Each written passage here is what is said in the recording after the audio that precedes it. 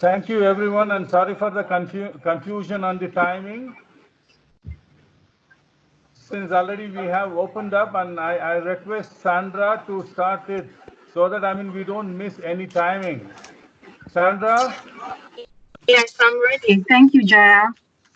Yeah, please, Sandra, you take over and let us not waste timing, because already I have Yes. introduced. Yeah, thank you. Okay, thank you to Jaya. I will request you, Jaya, at least to introduce Miss Anne Therese Ndong-Jatta, and then Mr. Jules and Mr. Kai. Mr. Kai is on the line, and then Miss Shamila Nair-Bedouelle. Sorry about the pronunciation of your names. No problem. No problem. Yeah, good afternoon, good morning, and good evening to the guests, those who are joining this meeting. We are really sorry for the confusion on the timing.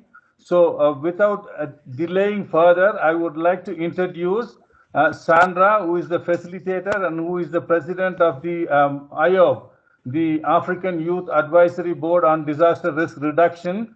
And we have 4 special guests today, to give us their remarks on this new COVID situation and in Africa. And we have Madam Therese Ndong-Jatta. She is our regional director for Unesco office in East Africa. We have Mr. Julius from UNDRR regional office from Nairobi. We have Mr. Kai, who is the director at the Division of Rural Economy and Agriculture in Africa Union Commission. In addition to that, we'll be having a special address from Mrs. Shamila Nair-Bedouelle, who is an Assistant Director General of Natural Sciences in UNESCO. She is heading the science sector in UNESCO Paris. So with this introduction, I now will request Sandra to take over, and I'm requesting to everyone, please keep your mics muted if you are not speaking. Thank you very much. Sandra, the floor is yours. Okay, thank you. Thank you so much, Jaya. So please, I'll now invite the Miss Anne Therese Ndong-Jatta to give her opening remarks. Very much, Sandra, and let me join my colleague Jaya in welcoming you all to this webinar. It's very important that for times like this, we are able to come together, and this is good partnership with AYAB, the African Union, and UNDRR. Actually, when you look at the importance, as the ADG even mentioned, to give time to this, is because in anything we do, youth are supposed to be at the center of how we engage. Most of the time we talk about youth engagement, but we see it from the perspective of the policymakers, the leaders. It's almost like a mantra.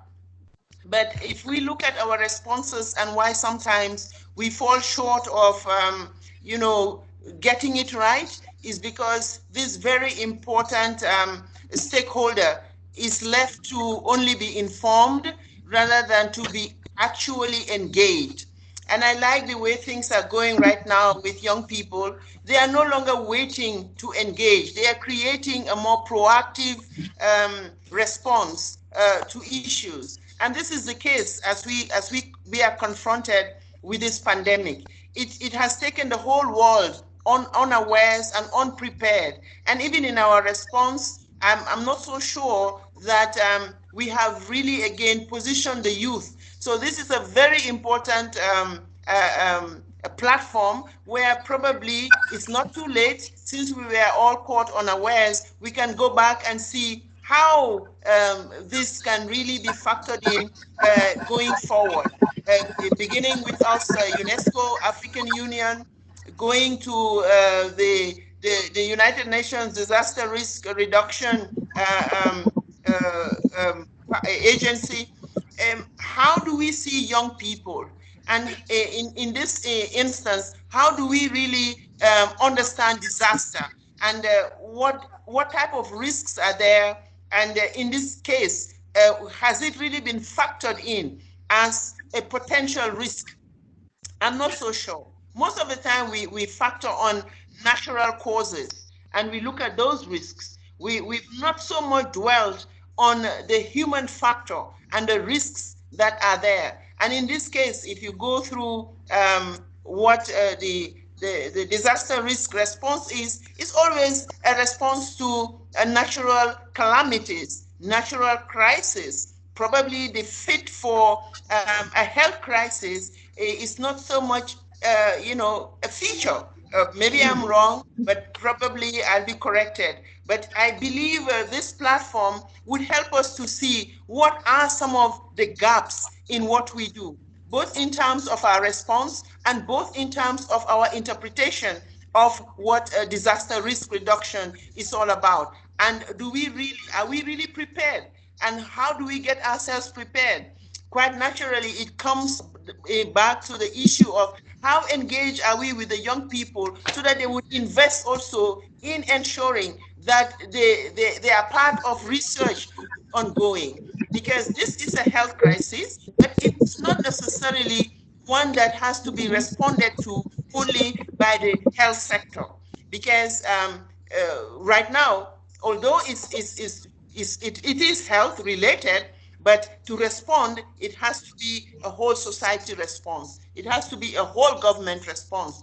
And for all the agencies working in development, those that in humanitarian response, it's the moment of coming together. So this is a platform where we're saying, yes, we need a response. Where is the positioning of the youth? How can they come in? What can they do? And in UNESCO, for instance, there are different ways in which we are working with young people. But probably it is not captured within the context of disaster risk reduction. It may be just captured from the various sectoral perspective that, oh yes, young people should be able, please, can you mute your mics, please, if you're just joining, so that at least it will reduce the echo. Now, so in UNESCO, the young people, youth is very central, and we consider youth in all of our sectoral programs. However, it may not really tie in the same way as we would really position risk reduction where youth have a very predominant role. And why do I say predominant? In Africa, you have more than 60%, over 60% of our population are young people, depending on where you're coming from. In certain countries, of course, it may be just 60, but in some other countries, it may even surpass 60%. So with this 60% population, how do we prepare?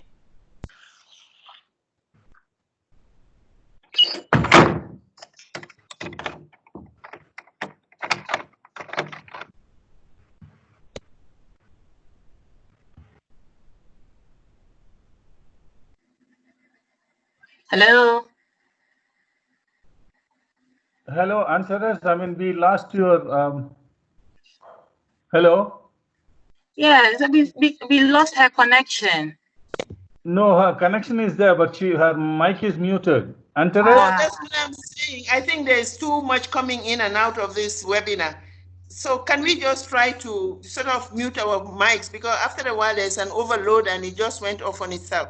So let me go back to the point of looking at the stakeholder we call youth, and the fact that if we want to get youth to be involved in disaster risk reduction, we must question, a lot of parameters here, right from education.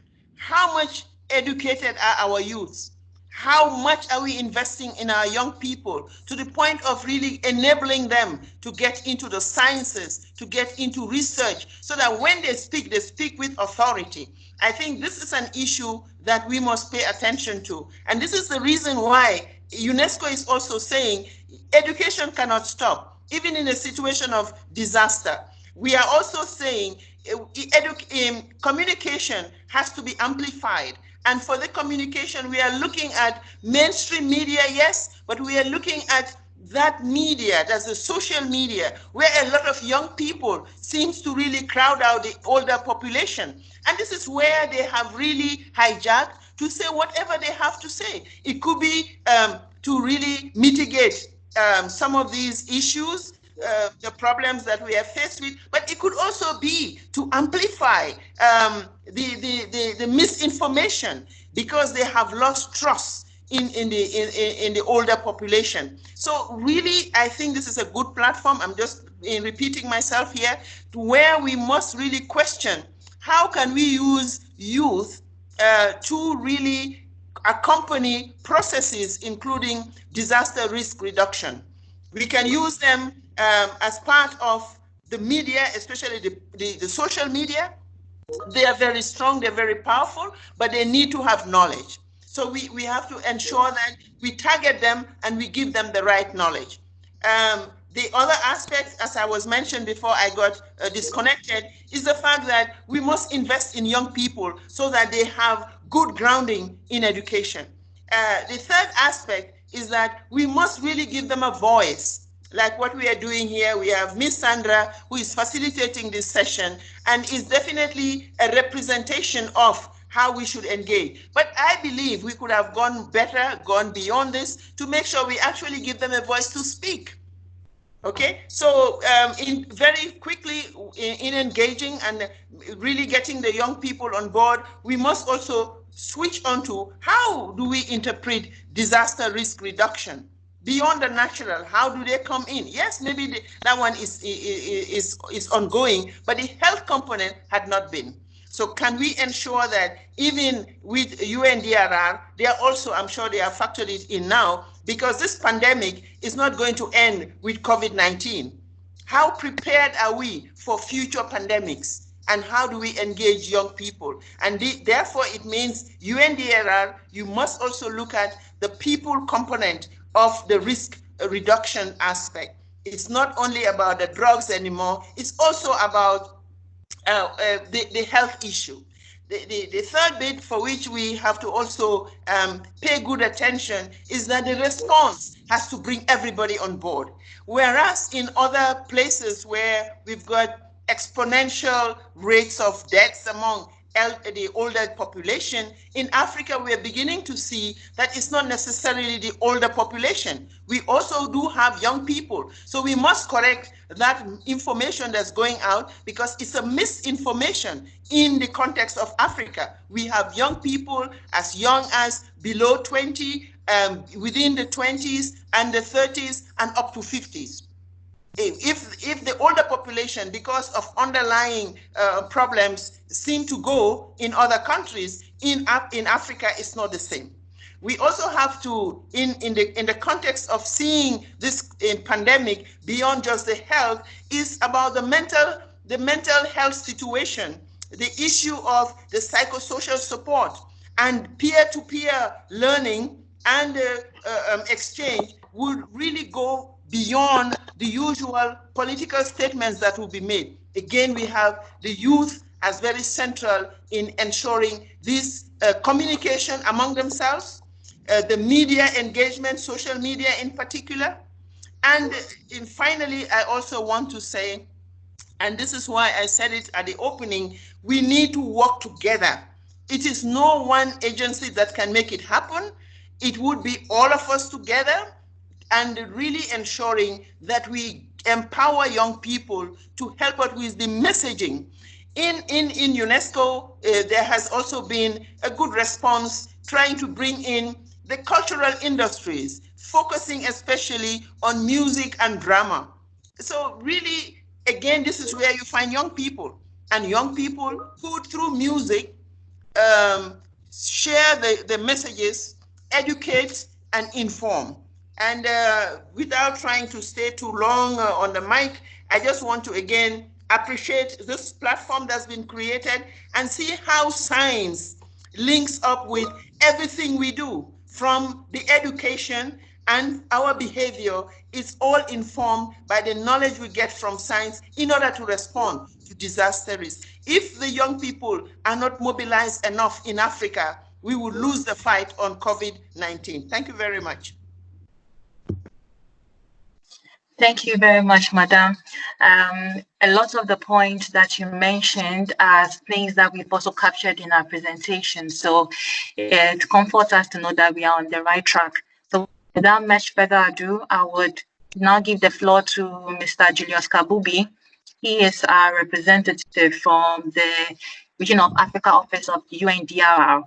I can also see Claire, Ade Gloria Akle, also from the UNDRR office. Mr. Okay. Julius, yes. Yeah, thank you. I'm sorry it took time for me to join. I missed a bit of the introductory part. We have also some colleagues are there, and I think also Isabel is online. Thank you, AYAB and UNESCO for this effort, so that we can at least exchange on what is going on and what initiatives are we taking jointly. As you know, the UNDRR mandate is, of course, to implement the Sendai framework. And we are doing this for Africa. We are supporting the 44 countries so that they can effectively be able to implement the Sendai as a very useful sustainable development tool. You also remember that the Sendai framework expanded its scope. Before, when we had the Hyogo, we were only dealing with natural hazards.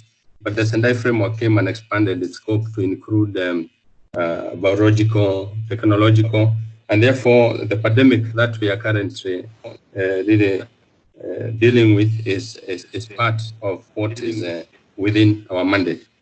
Hence, therefore, this current pandemic, we are taking it very seriously, and we need a lot of partnerships, and that's why we are very thankful that AYAB, as one of our partners, were able to come up with this webinar.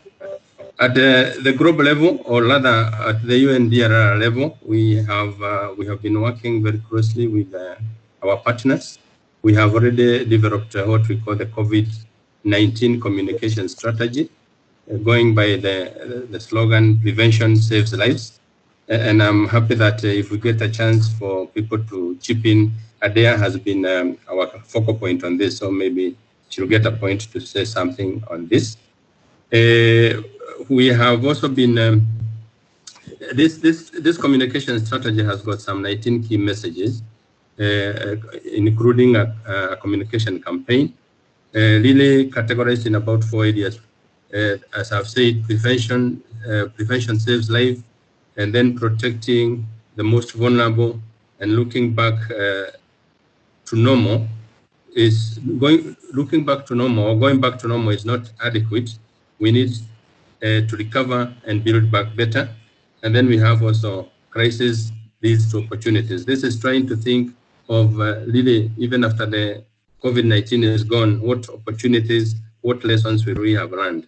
And on that understanding, we have also developed our own action plan based on that understanding, which will form as our activities going forward after COVID. What have we learned? What are we going to share with our partners? What are we going to tell our member states, and so on and so on?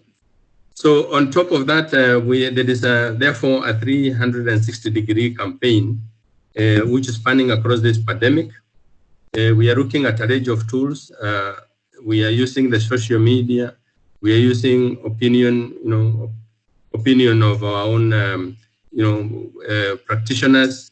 We are also using what we call words into action publications, trying to see how quickly can we reach the common person with the messages, and also that can be able to save lives, and that can help people really protect themselves from this pandemic. Going forward, UNDRR has also I've talked of the plan that we have developed. We have also sent out to our focal points, our DRR focal points. We work through disaster risk reduction focal points in member states. And to really find out what's happening at the member state level, we have sent out a survey, which in fact, after this webinar, we are also having another meeting through the Skype again to discuss and analyze this feedback from member states. They have come back, and the whole idea was really to find out what is the impacts on the ground with these member states. We have been journeying together. We have trained them on how to use the Sendai, on how to make risk-informed strategies. How are they using this knowledge to combat this pandemic? we also want to find out how our country is responding, and particularly what are the gaps that are being faced at country level. We also want to know what kind of partnerships are they creating in order to work together so that they can join in this war against the COVID-19. Finally, before I go off, I would just like also to thank AYAB and particularly UNESCO. I know we have outlined a training activity together after this situation cools down. We had shared some notes with the regional office here in Nairobi, and I'm sure we have now a lesson that we have learned that one of the topics to be discussed within this training will definitely be the pandemic, which will be the COVID, and of course other form of pandemics. So I'll stop there for the time being, just to thank everybody for giving me a space to say a word. Thank you very much and welcome all of you. Thank you, Julius. We really appreciate your statements. You've been a strong partner for AYAB for quite from the very beginning. So we are very happy that you are very much focused on partnership, and we also look forward to working with you. We now move on to Mr. Kai from the Division of Rural Economy and Agriculture. Hello, Kai. Are you on the line?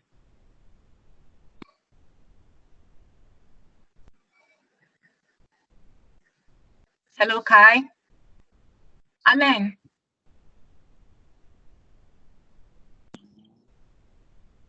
Hello.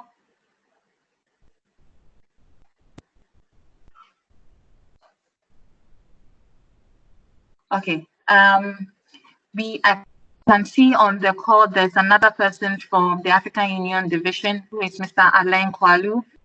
He also works with Mr. Kai in the AUC. Hello, Alain, can you hear us?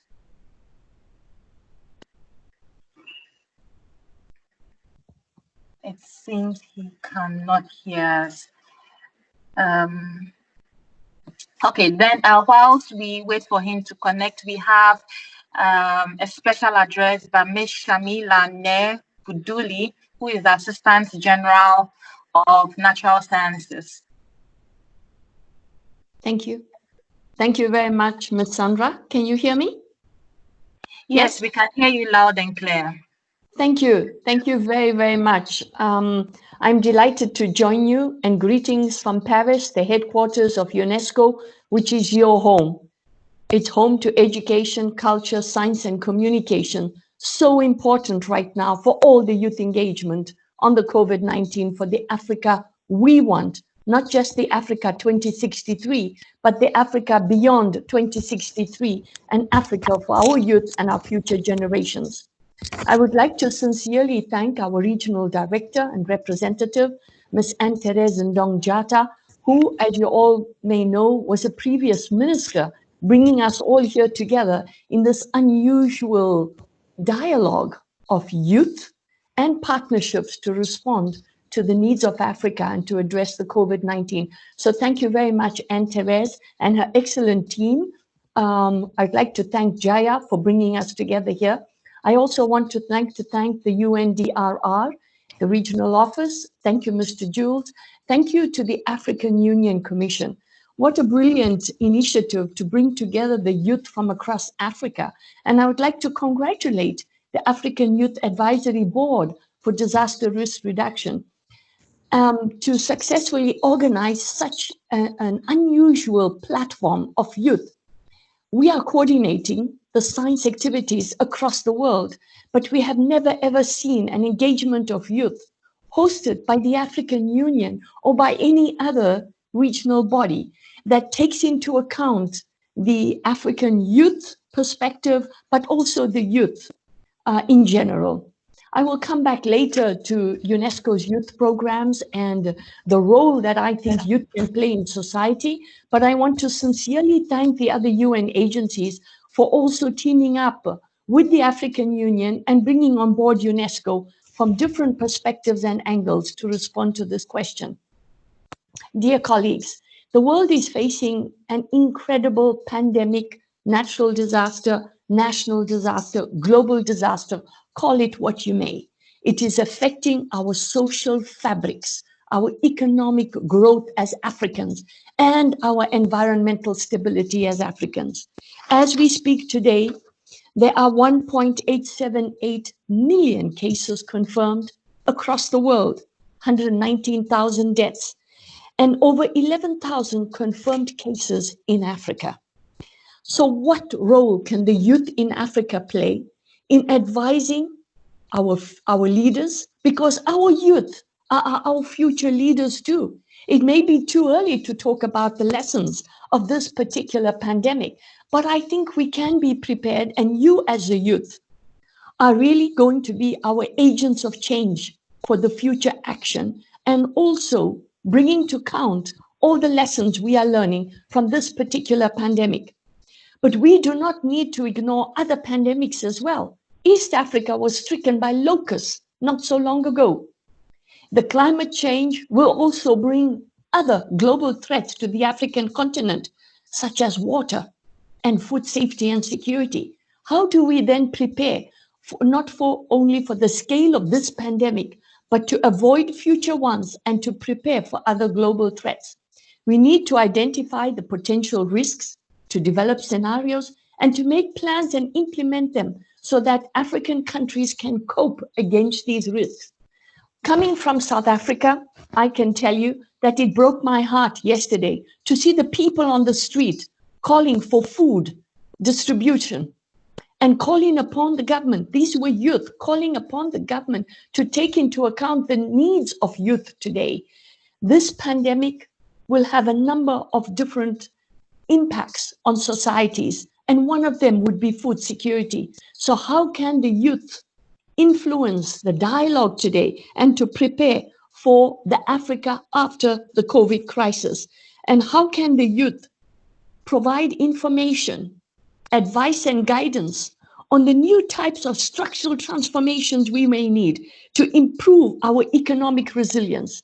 There will be many webinars in order for us to prepare and to discuss and to dialogue on the future. But we can, perhaps in Africa, consider a number of different issues that may arise, not only because of this pandemic, but due to other environmental disasters.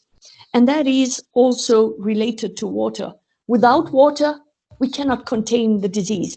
And yet, the majority of the water in Africa is only supplied by 8 major rivers. Can we protect these as our natural heritage to avoid any disasters to our water supplies for 75% of the population? How can we foresee any further risks that would undermine Africa's development? How can we collaborate? How can we promote transboundary water cooperation in the future? What kind of structures do we need to avoid any further global threats to our African economies? I would like to highlight some important lessons that the youth can take forward out of this pandemic. Number one, we live in an extraordinarily connected world, be it by trade, technology, people, viruses, as well as the Earth system. We are all connected in one Earth system.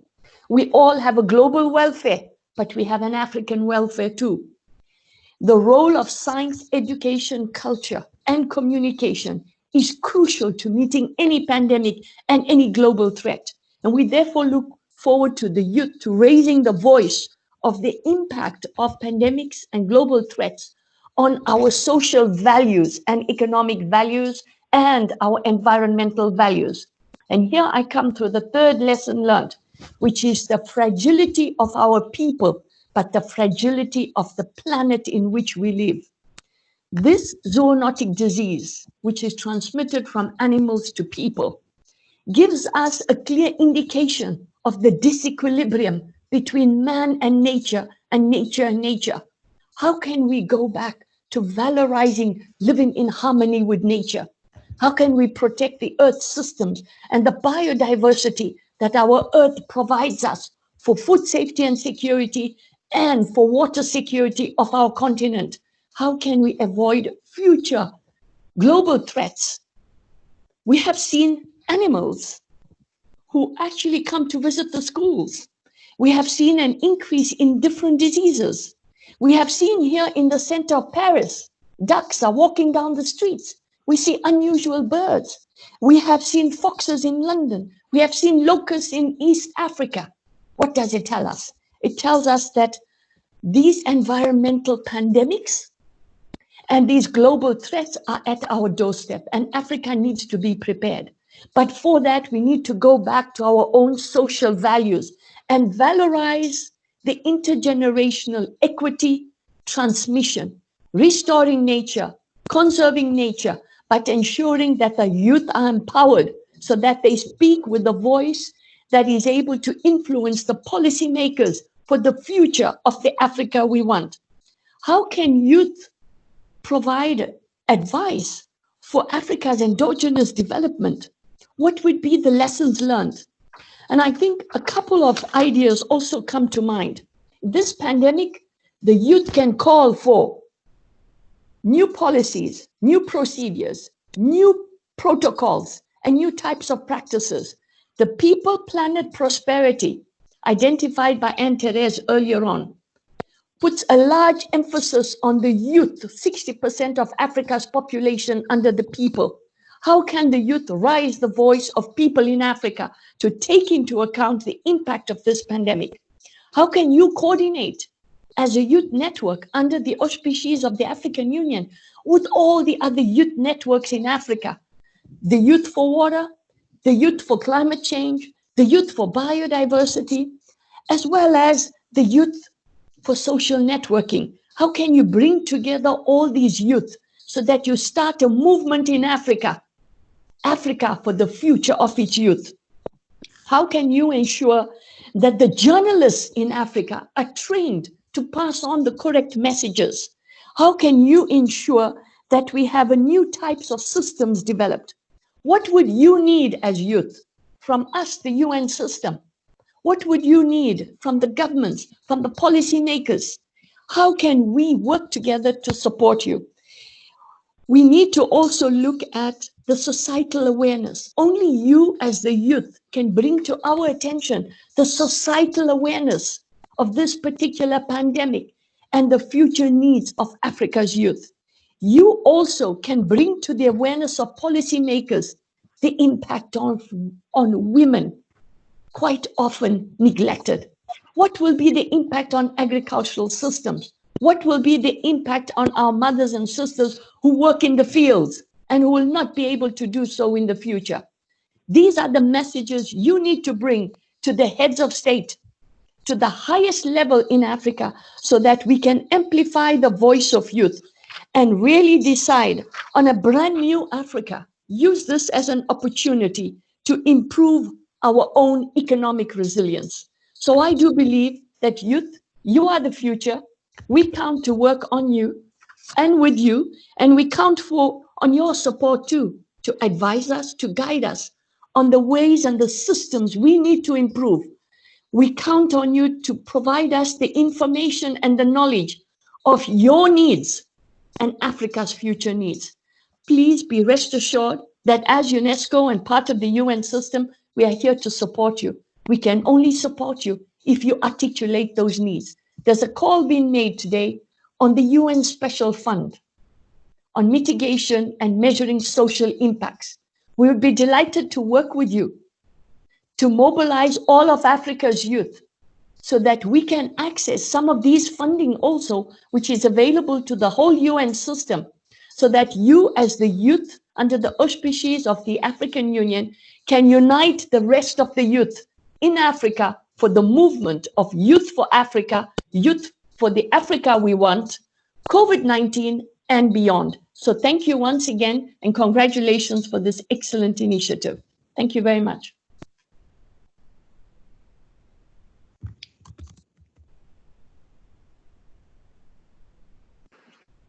Hello. Thank you so much, Madam. It's really comforting to hear that the UN views young people as active actors and valued stakeholders in this fight against COVID-19. We are very happy to hear that there are also funds available, because a lot of times young people have brilliant ideas, but they cannot implement them because of the lack of funds. So we are really, really very happy to hear such good news. I would now give the floor to another chance to Alain to say a few words on behalf of the African Union Commission. Mr. Alain.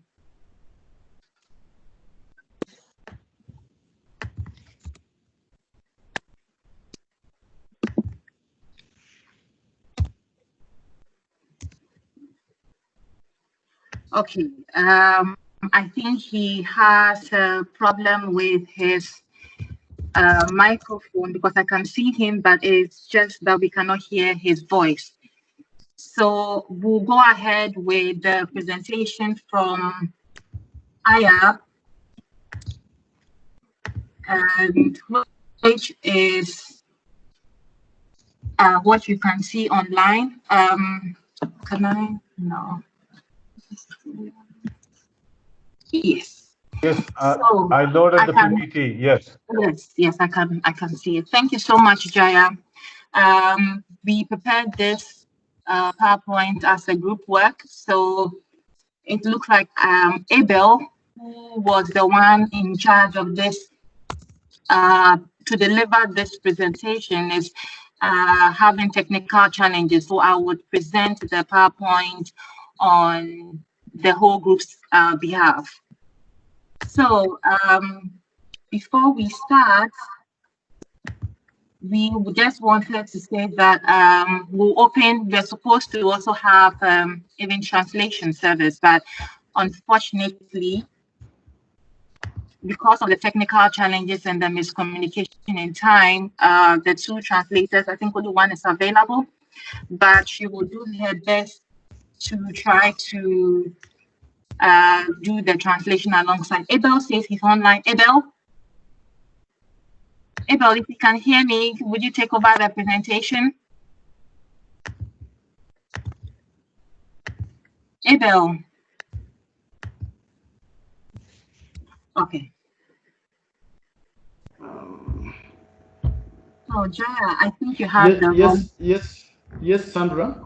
Yes, thank you. Yes. I think Jaya, that the presentation that is uploaded is not the latest version. Can you share your screen so that we see the latest version on your computer?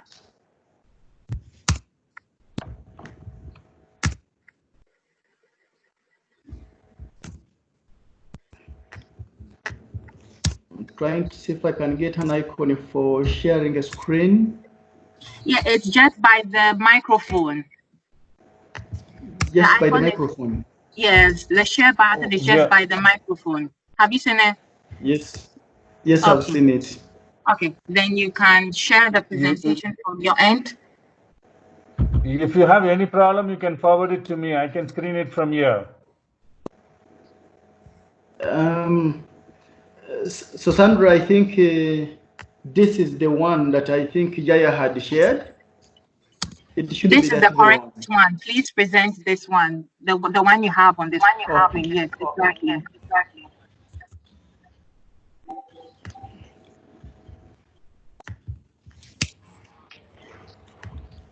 Sandra, can I go ahead?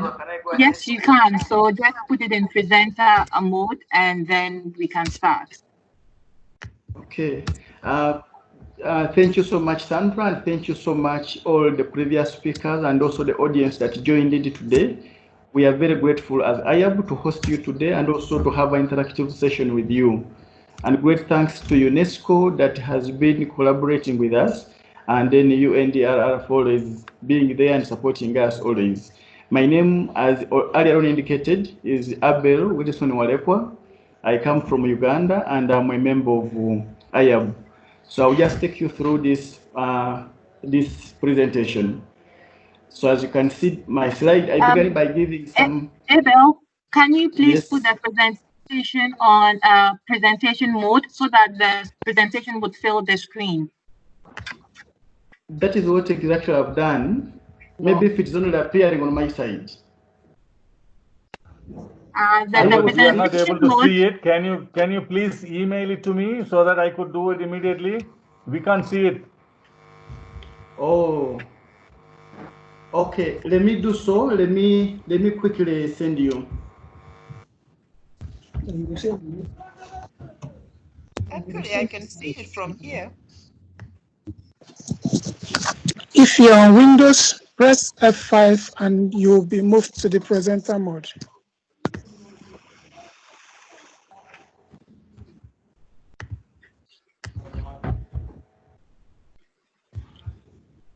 Abel, Yes, Sandra.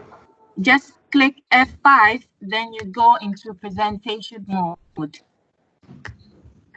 I was trying to share with I will do that. Jaya. I will do that. Okay. Just focus on the presentation. I would do that. Just press F5 and start the presentation. I would send by email the latest version to Jaya. So is that okay? No, we can still see don't you now. see the screen. Actually, I've pressed the F5 and to me here it is showing the presentation mode.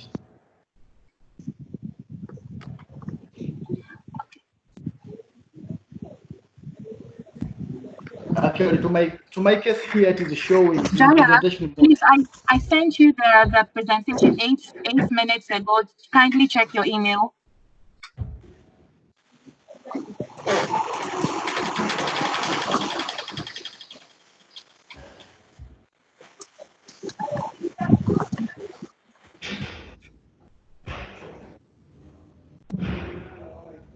Abel, maybe you can continue. I mean, when it comes, we can screen it. No problem. You can continue. There's no need to wait. Okay, thank you so much, Jaya. I began by giving facts and information about COVID-19, like we have earlier on read from reliable sources like World Health Organization, CDC Africa. We have come to realize that it's a new respiratory illness, and that was first discovered in Wuhan, China, in 2019. And that is the main reason as to why they call it COVID-19. It has a number of signs and symptoms. This contagious disease I'm talking about. A person presents with fever, and for this case, to qualify the fever, we look at a person presenting with a fever beyond 37.5 degrees Celsius. This person will have a dry cough. This person will have a sore throat. And in more severe cases, they will have difficulty in breathing and also pneumonia. All people are at risk, ranging from the younger children and then to the elderly. However, those who are beyond 60 years and whom we are calling in the elderly group, they are more at risk given the compromised immune system. Their immune system is low. But also people who have other existing conditions like diabetes, heart diseases, they're also at a high risk of getting this disease. There are more studies and more literature review that are going on to see if there is a clear correlation to the people who are living with HIV/AIDS as well. But from the angle of the immune compromised system, it is also probable. This disease is spread through close contact with an uninfected person and can spread through droplets. And then, so these droplets come in mostly when somebody is coughing, when somebody is sneezing, but also most importantly, this disease also spreads if you touch a contaminated formite object or surface. So a surface like a laptop, a surface like a phone, a surface like a door handle. Those are all surfaces that can easily make you get the disease. And of course, that tells us mechanisms on how we need to prepare and see how we can avoid the spread of COVID-19. So one, we need to have a lot of information. And for this case, we as AYAB, we have recommended that the most reliable sources of information, we are recommending you to be looking at the CDC Africa website and also World Health Organization website. But also we are recommending that you wash your hands regularly with soap. And if you can't get soap, then you wash your hands regularly with alcohol. that is beyond 65% concentrated. This soap will help to kill the virus, and that will help so much if you're touching, for example, a laptop that could have been contaminated by another person. But also recommending that you cover your mouth with a tissue, or if you can't easily have a tissue and you have a handkerchief, kindly use a handkerchief. And if you don't have a handkerchief, use an elbow. And after, we request that please you go and wash your hands with soap and the disinfectant as we have talked about. But also, since we say that it is spread through droplets, we recommend that you avoid close contact.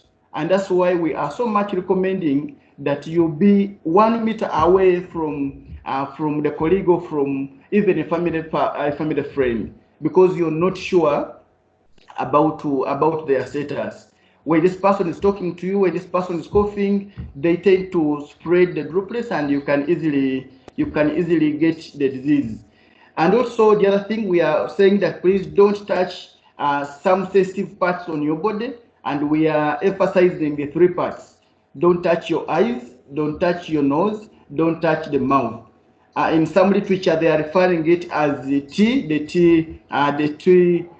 system, but also that T is because of the 2 eyes, the nose, and then the mouth. But also in some literature, they are referring it as don't touch men, to make it very easy and very easily understood by people. Men, now M is the mouth, E, that is the eyes, and then the N is the nose. So that is our emphasis. Yeah, I move on. So we are saying let's practice social distancing. Of course, in African countries and other places, the concept of social distancing is still having challenges. People are used to being together, people are used to hugging. But here at AYAB, we are strongly emphasizing that the disease is very viral and very contagious, and therefore we need to stick to those guidelines of social distancing. Yeah, we'll continue. We have given you a summary of African. I am controlling it now, so you just say Sandra, and then I press it so that we can continue. Sorry? I am controlling the presentation now, so you can just say next, Sandra, and I'll move on. Okay, thank you. We shared with you a slide about the African situation, and that is as of yesterday, April 14th, 2020. We categorize it by region, and you can appreciate that actually northern region has had the highest number of new cases, totaling to 161. But also, even when you look at the deaths, the northern region is having 619. There is a lot of literature that is trying to explain why the northern region could have been mostly hit.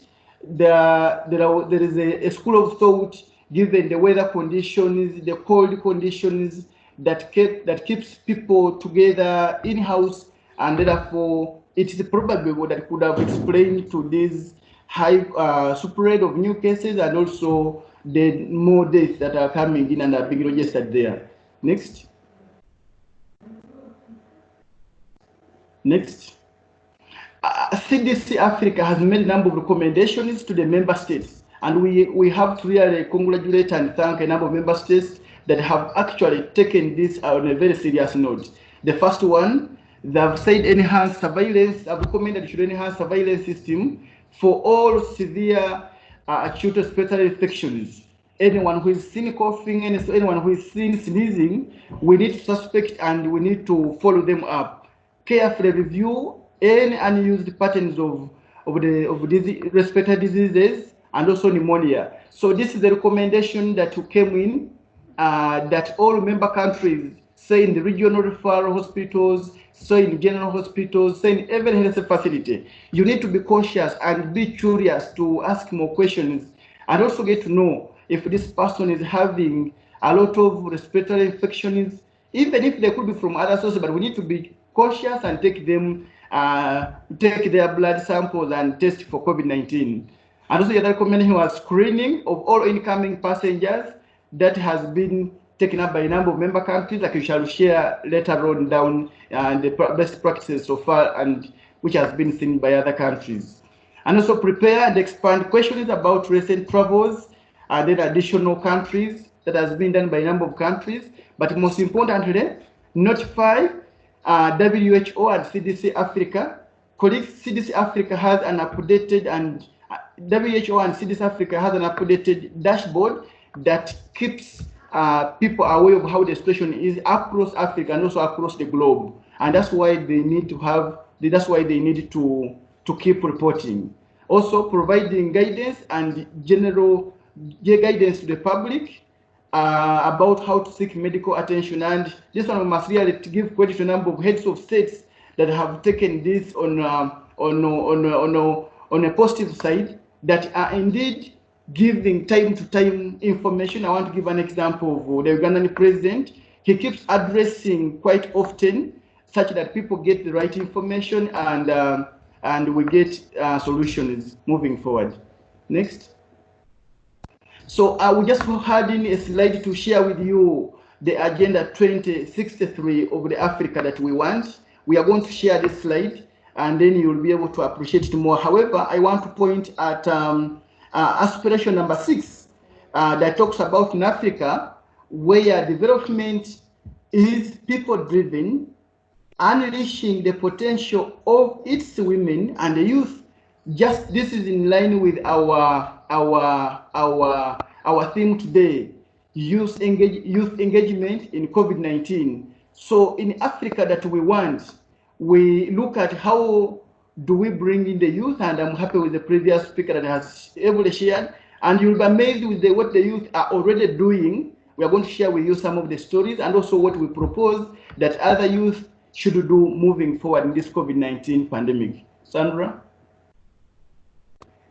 As AYAB, just to give, we had in this slide to share with you small background information about AYAB. Africa Youth Advisory Board on Disaster Risk Reduction was established in 2019, and it is a 14-member committee or board rather, and its main mandate is to collaborate with African Union member states, the public and private development partners through strategic partnerships to advise stakeholders on meaningful engagement of the younger people in disaster risk reduction at all levels. And here we need to be very specific that from the local level to the national level and the regional level. Secondly, to facilitate capacity building through different platforms of young Africans to contribute meaningfully to disaster risk reduction within Africa at all levels. And we are very excited to let you know that this webinar is within this mandate that we are highlighting here. And this capacity building is also done on a weekly basis. We have what we call Safe Saturdays every Saturday at 11 a.m. GMT. We shall share our social media platforms and you'll be able to learn on a number of disaster risk reduction areas. Next. So AYAB, given that it is concerned about the youth, it has taken advantage of the social media and also the digital platform to advocate in this COVID-19 pandemic. And we want to give credit to WHO and CDC Africa because whatever we share, we pick from those two sources. Next. So the first one is just our Twitter page, just to share with you that on the front line, these are the members of AYAB. They were not all of them were in. This is a recent photo that we had in Kigali when we had our meeting. But also just to take your the second on from the right, that is Alain, a member of African Union Commission, and then Kai, that's the fourth person, and then just very interestingly, you'll see a person behind the lady in red. That's Dr. Julius from us and supported us in the issues of disaster risk reduction. So we have been sharing very, very relevant information on our social media platform. And please, that is the name. Our audience will request that please follow us, and you will be very updated of the most current information about this COVID-19. This is also our Facebook page. We have, as we speak right now, we have close to beyond 1,000 followers, and we share with them very relevant information. You can see this is a photo of the of the Director General of World Health Organization was giving a video. That was a video clip that our followers on Facebook were able to listen to what Director General was talking about COVID-19. Next. So this is our Instagram. We keep sharing it, and as you can see, that we were even able to share an opportunity that has a grant call. And of course, even yesterday, we received an email that was coming in with more opportunities and calls, and we shall be sharing them still on our social media platform. Next. So this is what AYAB intends to do in the next very few days in this pandemic of COVID-19. One, we intend to document best practices, challenges, lessons learned from young Africans initiatives on COVID-19. We also intend to meaningfully engage with the relevant government ministries, civil society organizations, and the media house to support the post-COVID 2019 activities. We shall support in the planning session. We shall support in giving in our expertise to see that after COVID-19, we are not in a crisis, we are better prepared. But also, we also intend to facilitate capacity building of younger people to be active actors before, during, and after public health disasters. We also intend to support awareness initiatives for the younger people. And like I said it earlier, this webinar is just a beginning. We intend to have more initiatives to give people the right information about COVID-19. Continue. So we are interested also to share with you what other youth are doing across Africa. Next.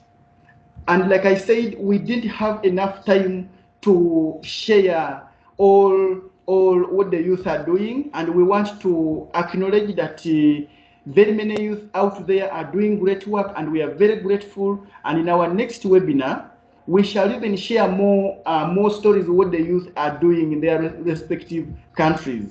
Of course, it is beginning from even Africa, given the fact that Africa has the younger population, so meaning people who are in the response team, people who are giving care in the health facilities and the hospitals, most of them are youth, and we couldn't capture it here, but we acknowledge that you're doing very great work. Just in the photo here, the second photo there, it is a youth group here in Uganda. They translated the Ministry of Health guidelines, and it is called Care for Health Promotion Initiative. It is at Mbarara University of Science and Technology. So they translated the Ministry of Health guidelines from Uganda in the local language, which these local people understand, and they put them in various places people can access them. You can see they put them at a water point here, and also put at various shops where people go to buy things, though we are in the lockdown, but people are still able to get water. So these younger youth say, no, we can avail them with information. They are even doing more, but we had to cater for other countries as well. Now, the first photo, as you see, it is a youth group in Zimbabwe. It is called Africa Youth Initiative on Climate Change. I was hosted recently and spoke to about 400 youth, and I was talking about COVID-19 and how youth from Zimbabwe could participate or could prepare using a One Health or a collaborative approach. Next. So in Tunisia, there are a number of initiatives. We have engineers that are coming up with innovations, and they have come up with an idea of developing respirators, having realized that the patients of COVID-19 or the cases of COVID-19 have difficulty in breathing. Not to provide the intensive care unit services. So these young youth are coming up with innovations, and those innovations they already have the prototype ready, just ready to scale up. Continue. So this is another innovative youth in Ghana. This innovative youth in Ghana has come up with a hand washing facility, but that has sensors. It has solar sensors. you realize that we are encouraging people to wash their hands. But the traditional way of a number of hand washing facilities require you to touch with your hands. And so as you touch to open, you wash, but even after you've washed, you need to close. So in that process of closing, you will still either go with the virus. So this young youth has come up with an innovation, so they can have a hand washing facility, but it's solar powered. So when you move nearer to it and the light is on, water is able to pour, and that water has soap, and you're able to wash your hands and you move out without touching the closing tab. So, and also, like I said, the prototype of this use is ready. You just need scaling up. Gabriel, just a second. I just want to acknowledge Akofa Glover. She's on this call. She is the second picture on the right. She has organized social intervention to give provisions and food to people who are less vulnerable in this time that Ghana is. The president is implementing a lockdown. So for the less privileged, she's actually based in South Africa, but she was able to organize this items for the less privileged in certain parts of Accra. So just in case anybody has any questions for her, they can ask at the end of this, so we can just continue. Yeah, and we thank you so much. You are a very great ambassador, and I'm sure that the youth and the people of Ghana are very proud of you. And please, youth out there, whatever you are doing for this COVID-19, document it. As AYAB, we shall be very much excited to document them, and we shall profile such that for the future we are able to leverage on what we learned from this COVID-19. Moving to another country, that's Cote d'Ivoire. The young scientists are able to develop and make sanitizers. After realizing that people need to sanitize quite often, they needed to keep their phones, their laptops, their tables, just for information. The information that is available shows that the virus stays on a plastic surface for 9 days. It stays on a metallic surface for around 2 days. And that's why there is need to sanitize and always clear off. So these youth are really doing very, very great work there. But then on the second photo, as you see, this is one of the members of AYAB, and he's on the call right now. In the bid to stop sharing and spreading fake information about COVID-19, they have translated the information in the local language in Cote d'Ivoire, and people are really appreciating, and they are appreciating the information shared. And this morning he was sharing with us that over 27 people in Cote d'Ivoire have recovered from COVID-19. So let's continue. This is also excellent output from the youth in Nigeria. They are organizing a call. They have come together and they're organizing a call for donations, because people are in a lockdown, people are not able to get food. Of course, the government is also reaching out to some people, but you realize that the government can't sometimes serve everyone. So these initiatives, these civil society organizations, these youth voice, when they come up, they amplify the voices of the government, and we are very grateful to capture that as well. And then on my left, on the first photo here, these are youth, but they are giving correct information using their social media platforms to see that people get the right information about COVID-19. Next. Next. So this is South Sudan. Please don't mind about the social distancing that was here, that were not adhering to the 1 meter away, but just to share an experience that South Sudan was, the youth groups in South Sudan were organizing to share with their leaders, such that they would give them the right information. When they give the right information to the people, people keep calm, people take the measures very seriously. Because once you don't give the right information, anyone will concoct anything on Facebook and whatsoever, and people will be misled. And that's why we have emphasized that keep referring to the CDC Africa website and keep referring to the WHO website for the most accurate and consistent information. Next. This is in Cameroon, and they are also coming up with the same initiatives like in Cote d'Ivoire. They are able to come up with the homemade hand sanitizers, and like I said, they are using WHO guidelines and all the standard operating procedures to come up with this. All of these innovations are already at a prototype level. They can be scaled out to reach a bigger population, and many people will appreciate the contribution of the youth in this COVID-19 fight. Next.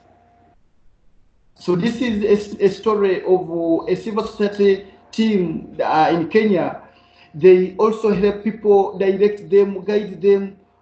You notice that Kenya has not yet had a lockdown, and therefore this youth organization is still give people right information, but also guiding them. More so the elderly group in the lower communities, they tend to give them support, say get for them water, mention them. Yeah. And then a number of youth across Africa, they have come up with very good message, very good songs, very good rhythms that is helping to promote COVID-19. People hate reading long messages, but they can listen to a 2-minute video clip. So this is a choir from South Africa that is really doing very well. We shall still share more of this on our social media platforms, and you'll see that more activists across Africa are also using music to promote right message about COVID-19. Continue. Just to share with you and also our partners that are in here and also others who are outside there, which kind of support that we need to have these young Africans amplify their voices even more. Next. So one. Sandra, next. It's there. It's on the page. We are talking about the WHO platform that exists. It's a platform that would verify the information that is going on social media. So that's the kind of support that we want, that we have a credible and authoritative figure that we can always go to verify information that are put on digital platforms. That's what the slide is about. Okay, next. Yeah, so the second thing we are requesting from the participating agencies, one, like we have seen a number of younger people coming up with those innovations that are at prototype level, we would wish to have them scale out. So we are requesting for grants such that these youth across Africa can be supported, and even after COVID-19, some of the innovations will stay and will even leverage in our systems. So we just gave an example of the homemade sanitizers. We gave an example of the solar powered automatic hand washing equipment in Ghana, and then others like we've been sharing the presentation. Next. So just also the other thing, we are also still requesting that we request for technical support, and we really have to upload Unesco, UNDRR, and EU African Union Commission through CDC Africa that have really helped the right messages. But also we are still requesting that we need to have more webinars, we need to have newsletters, we need to have articles set outside there that will have correct information. But most important, we also request to be involved in the programming and also brainstorming on what systems that we need in place post COVID-19. We also need to come up with ideas on building capacity of the younger people, both from a national level, because we realize that in AYAB have a number of their leaders from the national levels. So if they can be able to give right messages to their younger people, even at a lower level, and build the capacities of the civil organizations who are not able to maybe listen to these webinars and use our social media platforms, that would be a good thing. Next. So as we conclude, we strongly believe that younger people are valuable stakeholders in reducing risks. responding and recovering from COVID-19. We also strongly know that younger people can do so much more so when the enabling conditions are right. For example, if we have built their capacities, if we have given them some funding to scale up their ideas, if we come up together and work together and collaborate with them. For example, the way UNESCO has done, we have been able to make this possible because of the collaboration between AYAB and UNESCO and UNDRR. And those are the collaborations we are talking about, and we really request that many of them come on board. Also, AYAB will continue to represent African younger people to build linkages between the youth activities at the community level and national level to the continental level through their representatives, but also through our emails that we shall be sharing with you at the end of this presentation. So please reach out to us. We shall be able to take note of what you are doing, and all your concerns shall be able to represent you at a continental level. Kathy? Okay, Abel. Yeah. Yeah, you have to end the presentation here because I'm the one supposed to lead the structure of the discussion. So you can give your concluding remarks. So I want to thank you so much for the attention, and we really look forward to hearing from you as AYAB. We are going to share with you our social media networks. We have been reaching you by mails as well. Please keep in touch with us, and please keep in touch on our pages. We tend to have more webinars and more engagements, more so for the younger people. I thank you so much.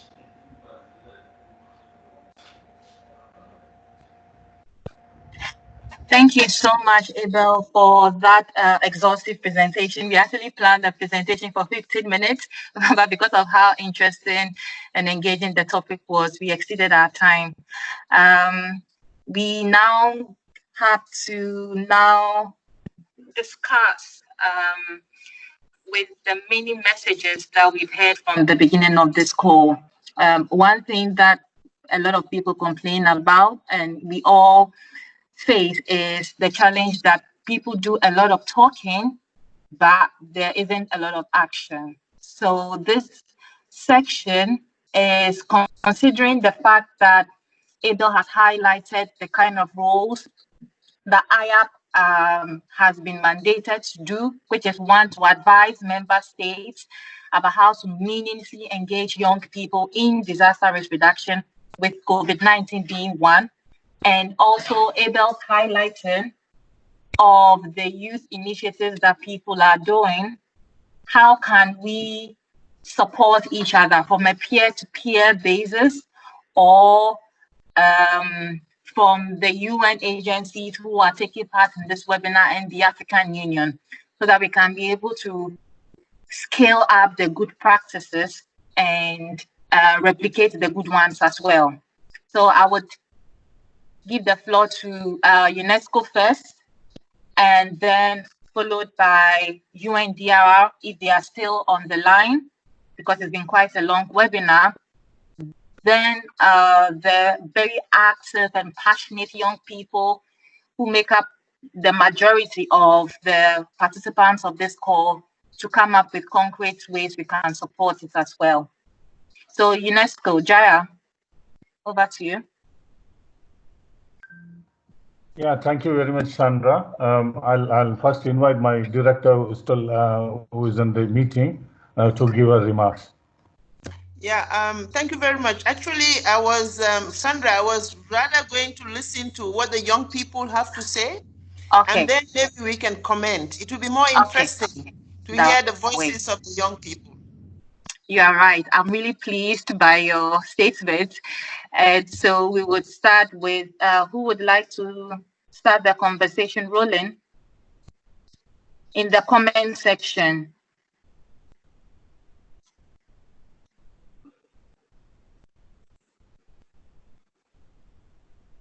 Hello? Okay, Dion doesn't want to be the first person, but just in case Akofa Glover is on the line, since she is one of the people that whose initiative has been highlighted. Akofa, would you like to say a few words? Thank you, Sandra, for this is a great discussion. I have been very excited seeing that there's so much going on out there by many young people. That is really exciting to hear. And I have been inspired to do more.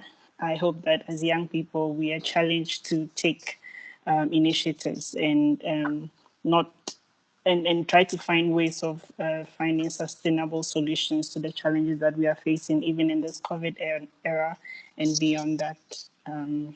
Because it's our future and it's our continent, and it's time for us to not wait. There's no future coming from anywhere. The future is today, and we need to take charge and do what will sustain our continent. Thank you. Yeah, but Akofa, can I just ask you just for like the next, just for 30 seconds, as you are doing a social intervention in Ghana, what concretely, just one thing that if you had a chance, okay, because they are on the call UNESCO, what kind of support would you request from UNESCO, and what kind of support you would request from other young people on the line? Just one for each stakeholder that I've identified.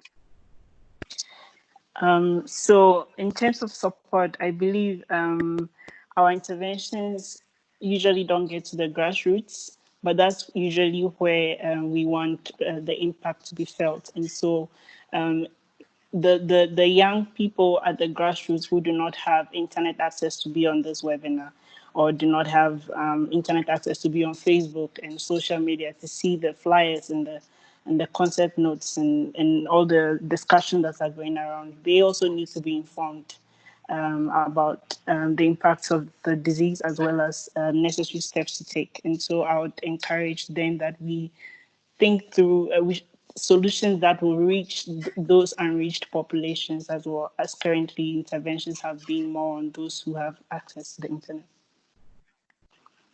But you have no specific request for support from UNESCO? On a personal level, not at present, but I would look through interventions that perhaps I could request support from UNESCO for.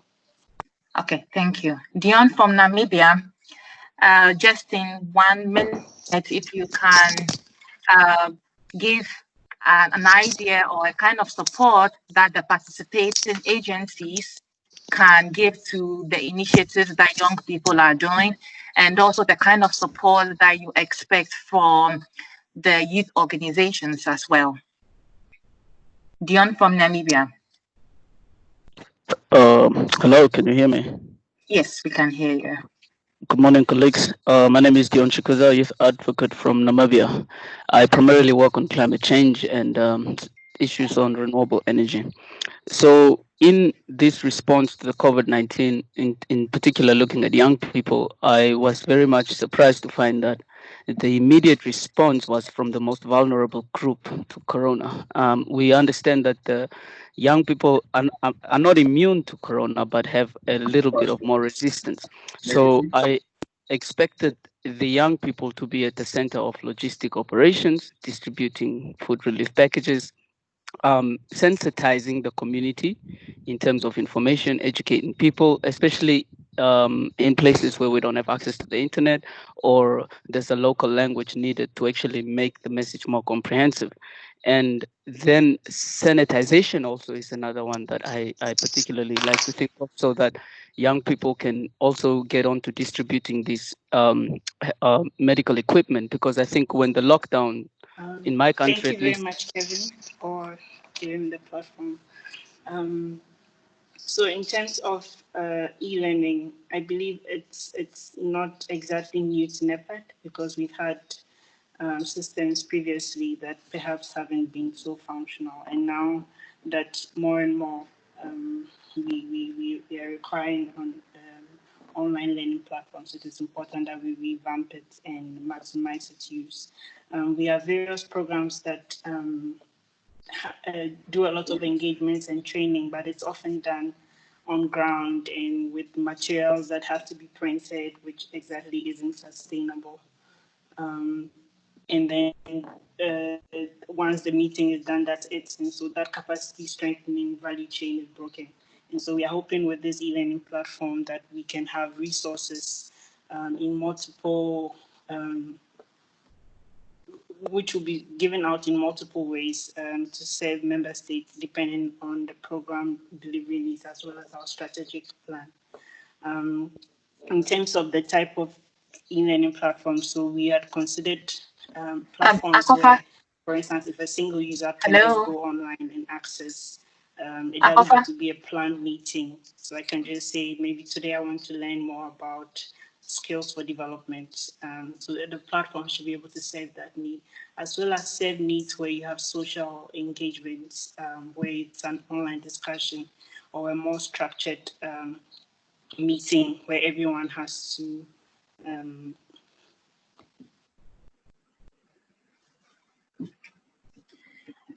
Hello, Dion.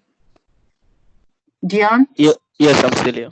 Yeah, I think Kofa mistakenly interrupted the call because I don't think her interventions were really directed at the meeting because she's just gone mute. But you were in the middle of your intervention, so can you please conclude? No problem. I think I was breaking down the sensitization, and then the other part was sanitization. In Namibia in particular, when we went into lockdown, it was still like end of the month, so salaries were coming in, and I believe people were able to stockpile a little bit. But the longer the lockdowns extend, the more these people would run out of the ability to provide this. So I see young people being able to source with support from agencies, extra medical equipment that we ourselves can sanitize our communities, especially kiosks where people have to buy essential food products. Those kiosks often don't have any sanitization as well. And then for us in Namibia, we have submitted a proposal through the National Youth Council of Namibia to various stakeholders, and one of them is in particular the UN Namibia country team, because their response is as a unit, as a system, and not individual as agencies. However, we still have challenges because we're still dealing with a group of people that are not necessarily integrated into the system, and you're dealing with a pandemic where suspensions of rights have been enacted. So it means it's much harder for us to reach support and have that type of structure we're looking for at this point in time. And the bigger your organization or ministry agency or agency of international development, the quicker it is to work. So for me, I think what they need to consider is that involving young people is not about the fact that we've got a lot of energy and only responding to Corona now because we've got capacity on the older generation to that as well.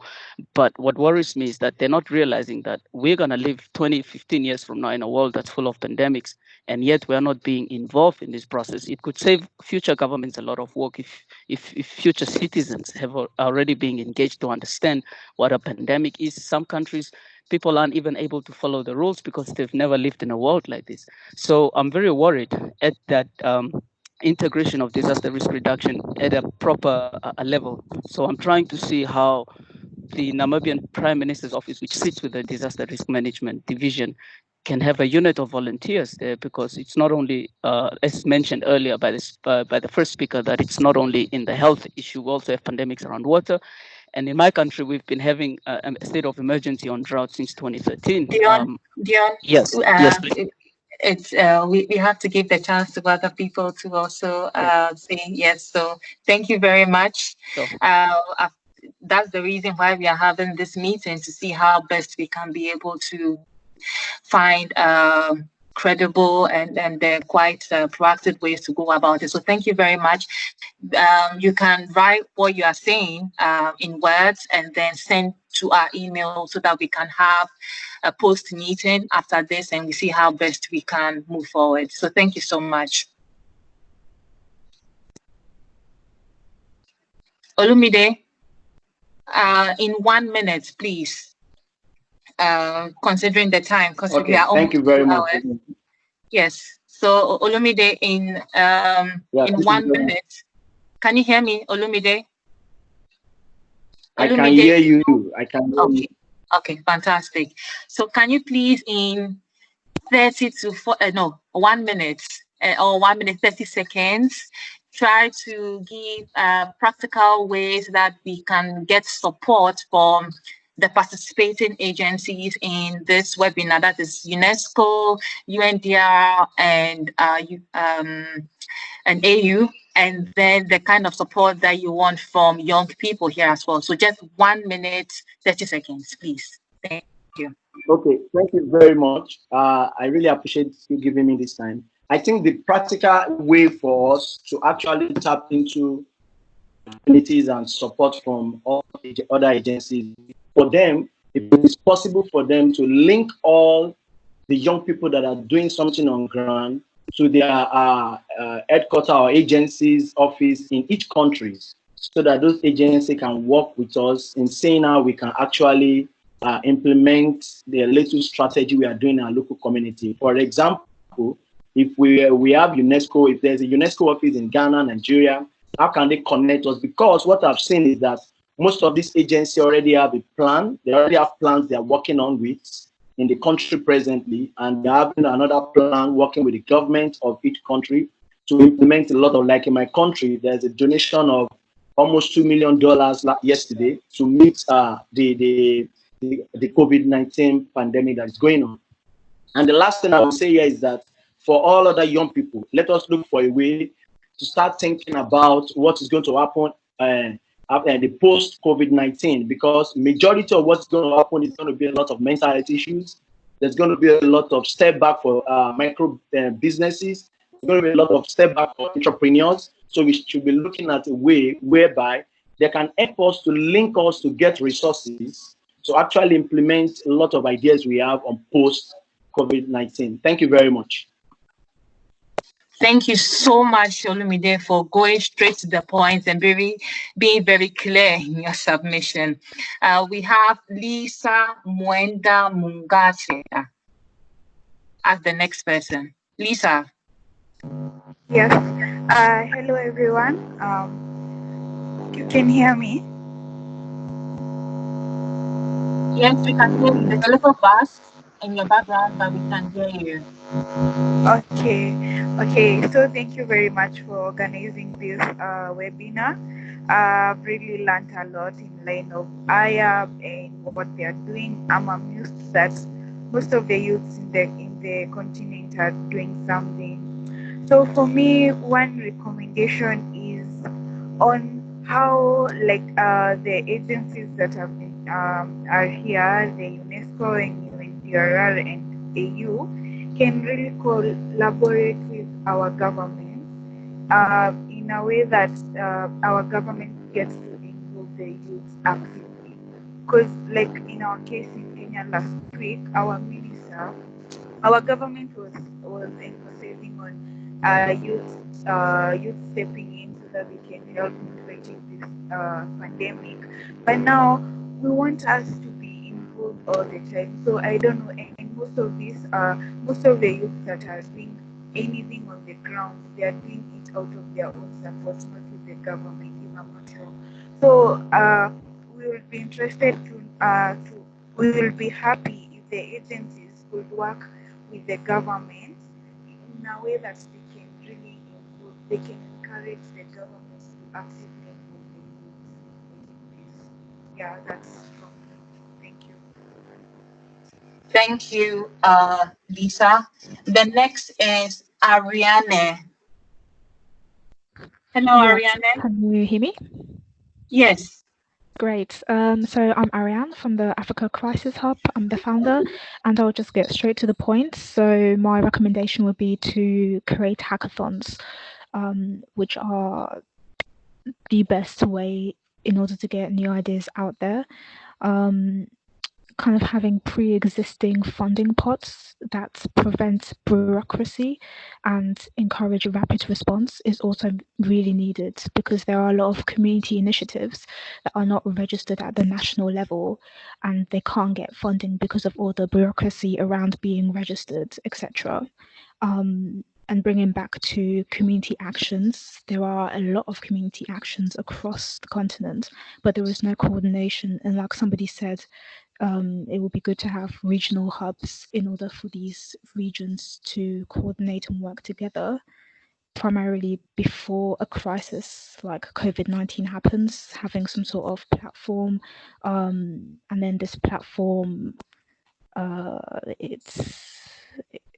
it gets activated as soon as a crisis happens, and then this improves communication, it improves coordination, and allows people to work together much more effectively than the current way of working. So that would be my way of going about it.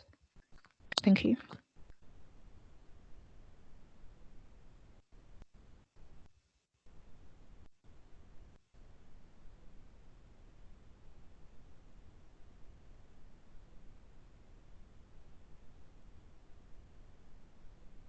Sandra?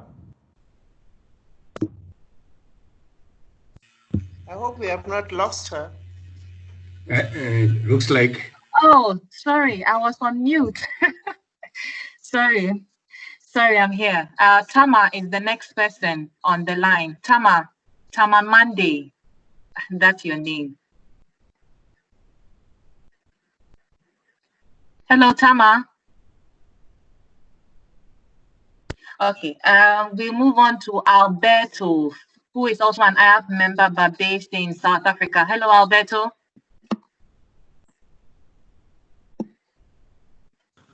Hi, yes, Sandra. Thank you for calling me on. Yes, you said you have a submission in the comment section. It was you after Tamar. Yes. Thank you very much. I didn't actually realize I was going to say it out loud, so I wanted to give everyone else time to speak out loud. But I think certainly what I'm seeing here in South Africa, because I come from a teaching background where my parents Alberto, Yes, can you hear me? Just 1 minute, 30 seconds, please. Thank you. I will get there, don't worry. Okay. So I think one of the biggest problems that we haven't seeing in South Africa, and I'm sure it's happening across the world, is access to education during the COVID outbreak, where many schools and universities have closed down over this period obviously for the safety of the students. And we're seeing this big inequality now when it comes to education, where some schools, especially wealthier private education facilities, are using online platforms in which to continue their teaching while kids are on quarantine.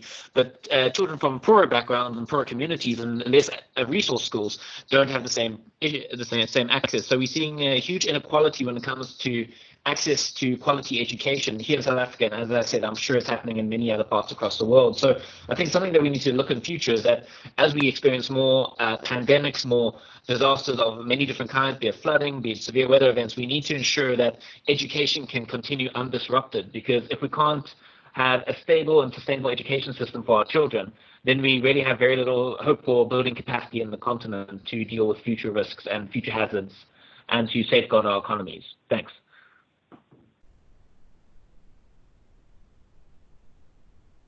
Sorry, that's all I wanted to say. I just wanted to make it short and quick. Thank you, Alberto.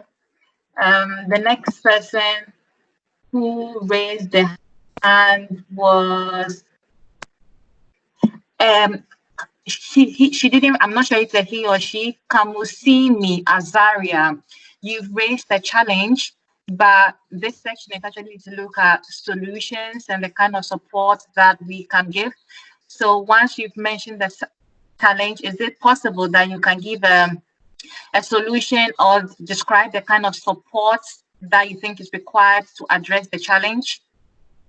Kamusimi Azaria. Oh, thank you so much. You can hear me? Yes, we can.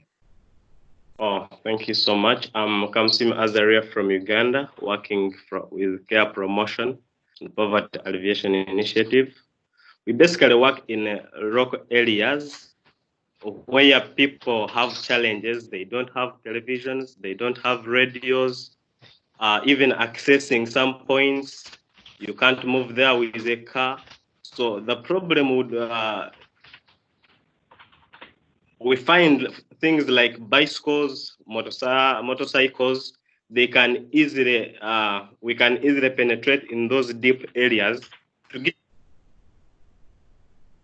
That's why we have tried to translate the guidelines into different in their local languages, which they can understand, and we avail with them door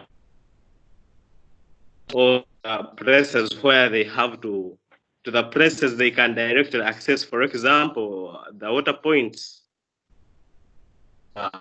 It could be a solution to the people facing such problems like us.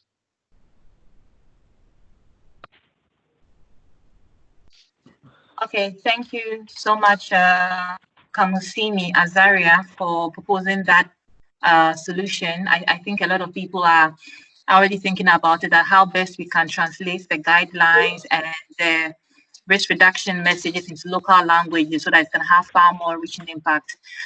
The next person is Jennifer Osei Brenu.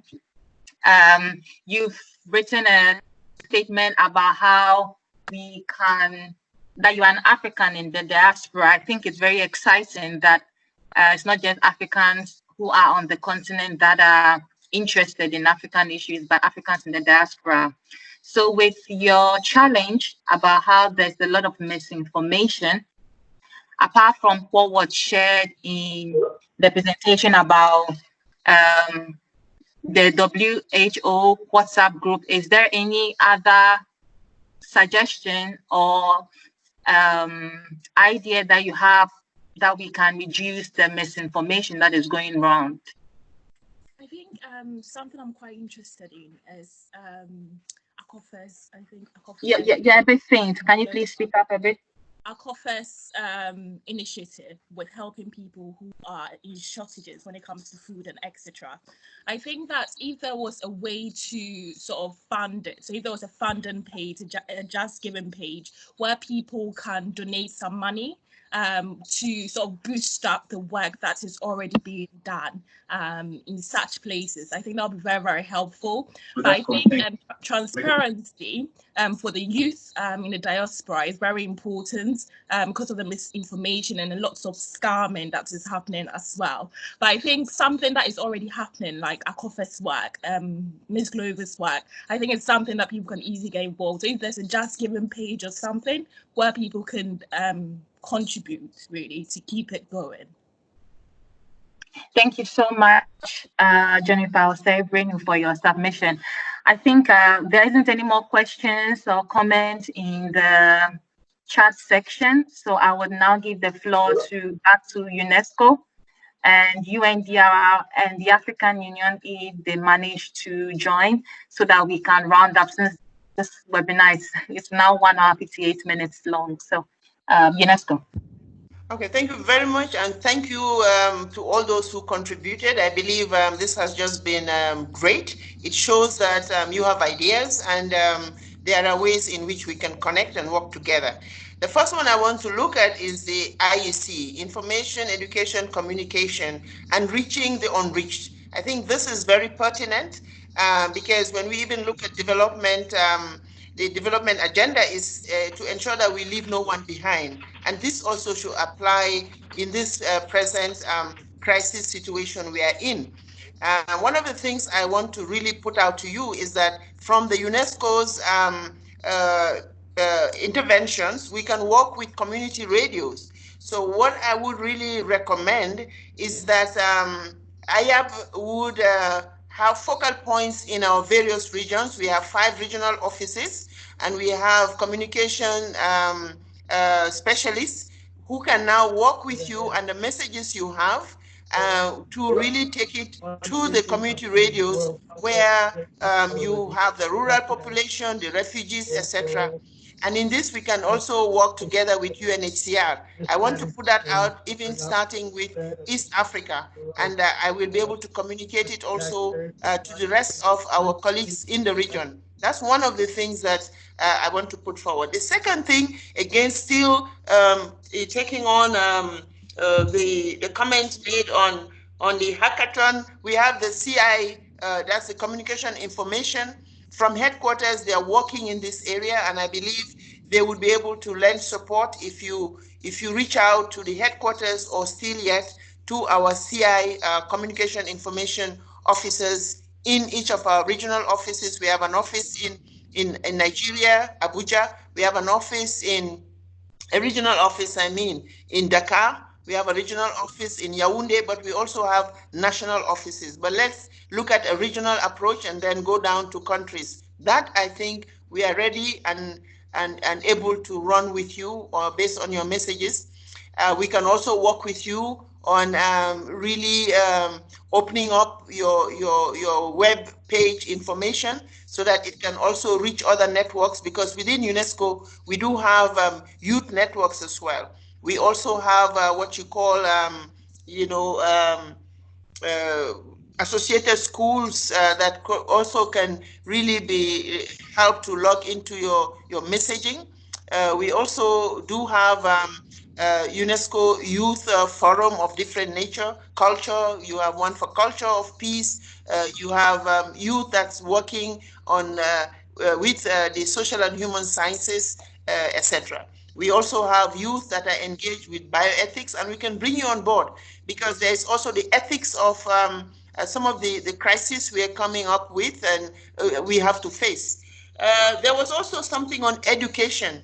First, let me say we can work with you also in really, because we are right now. Let me take it back. Right now, we are trying to bring together lots of different partners with IT solutions, and not necessarily internet-based, but also looking at intranet, looking at other platforms that also use radio and make it interactive. So these are areas we can really engage you to really also come on board. But I really want to say specifically for the education component, it is already one thing we are doing. We are looking at not only access for basic education, we're expanding it to early learning. And there are mobile technologies and companies that we have already lined up. We're about to get down to certain countries, start with some, and then as we build success, we take it to scale. We also look at higher education.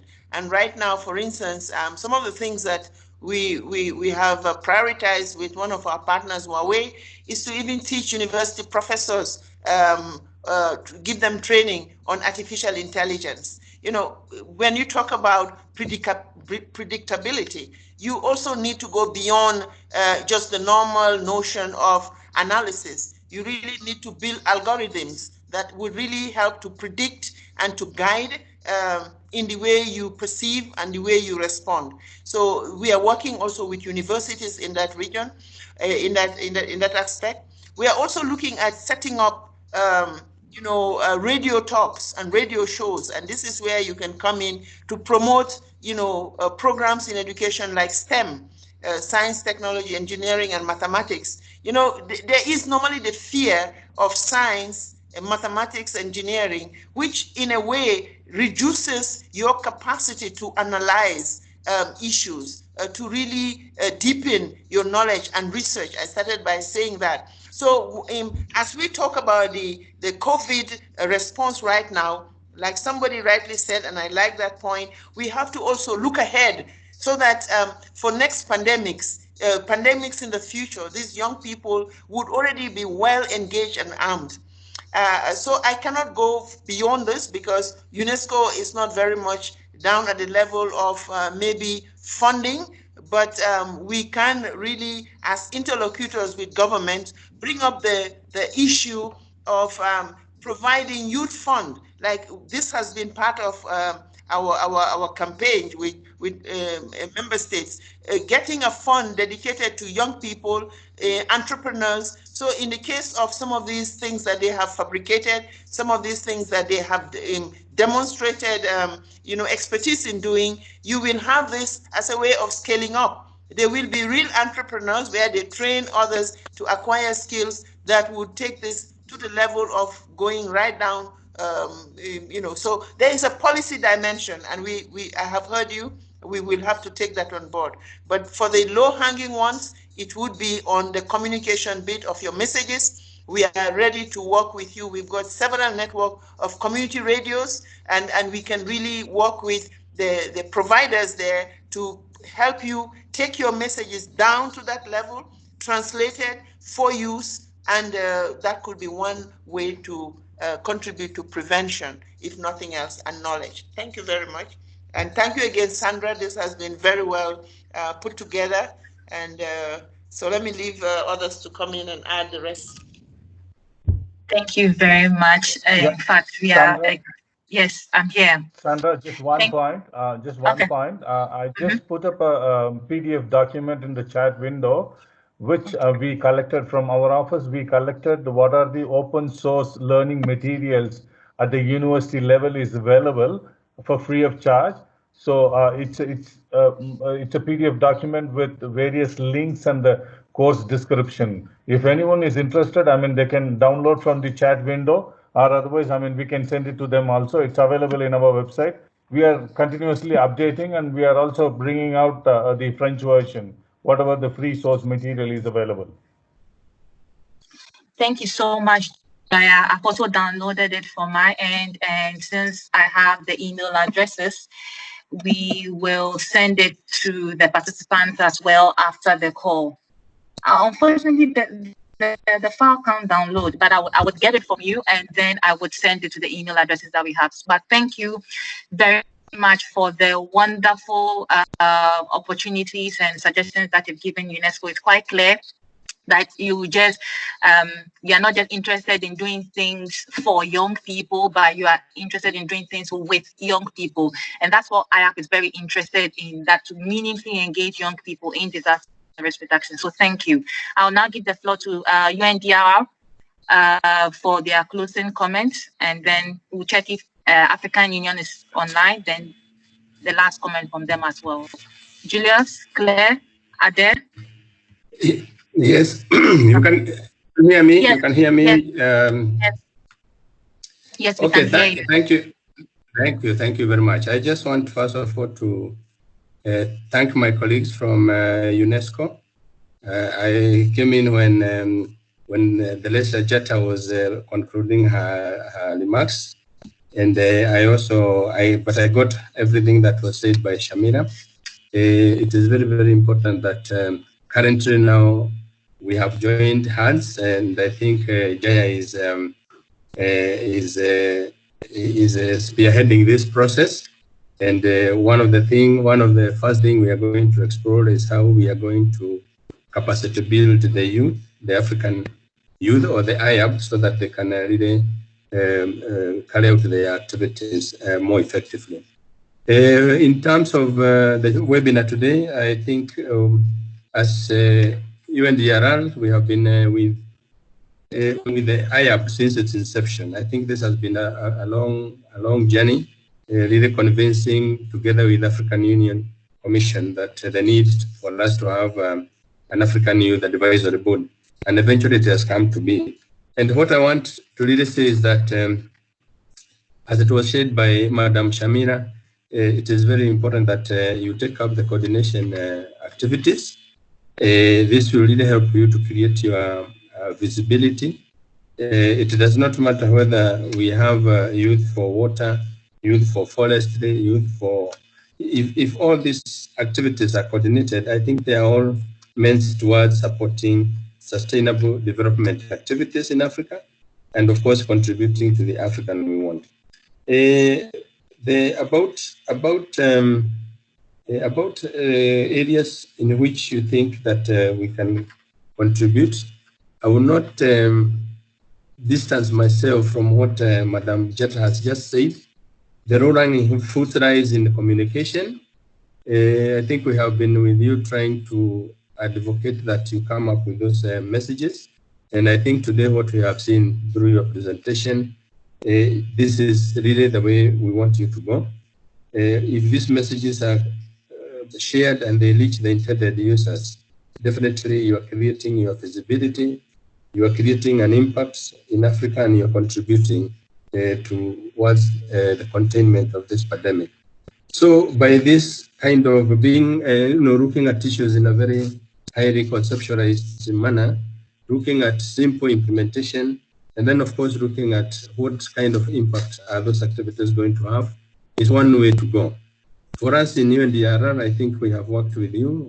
The other day we shared with you the words into action, which is for youth engagement. And I think this was a document to arm you on how best can you carry out DRR activities at community level as youth. So I think with those words, I would like to just thank you and assure you that once this visibility, even the issue of funding comes in when you can demonstrate your contribution, when you can demonstrate the impact you're making on the process.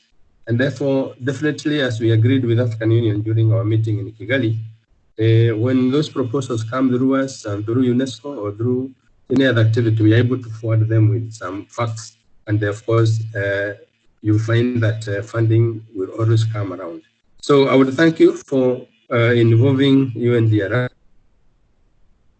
I promise that in the 4 other upcoming webinars will be joining you. Finally, on our part as the UN agencies, UNESCO, ourselves, and maybe other partners like the AUC, ours is to see how we can create synergy on our activities and how we can work together to support your activities so that you can deliver as required. Thank you very much. Thank you very much, Julius. In fact, you were right in saying it's really been a long process for AYAB to get established, but eventually the board got established and shows that at least the African Union are not just interested in just saying words, but meaningfully engaging with people. And so far, we really appreciate what you, the Region of Africa Office of UNDRR, and the African Union has been doing to support AYAB. And we really look forward to putting into action the things that we've said and to make people very proud of young people's contribution. African Union, Alain? Yes, Sandra? Oh, thank God. It's so good. I'm so happy to hear your voice. Finally. Yeah. Yes, please go ahead. Hello, everyone. We apologize for not being able to join this meeting. Mr. Kai, that is the head of Disaster Risk Reduction Unit, the African Union, he couldn't join because of internet connectivity. So we thank you, AYAB members and participants from UNESCO and Julius from UNDRR for this wonderful meeting. And allow me to say maybe 1 or 2 things that I got from Kai.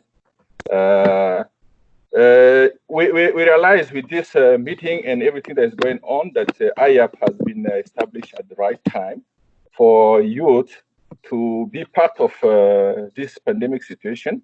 And then they know how important is their voice in all the decisions that our leaders are taking regarding disaster risk reduction in Africa. So youth are challenged because the journey is very long.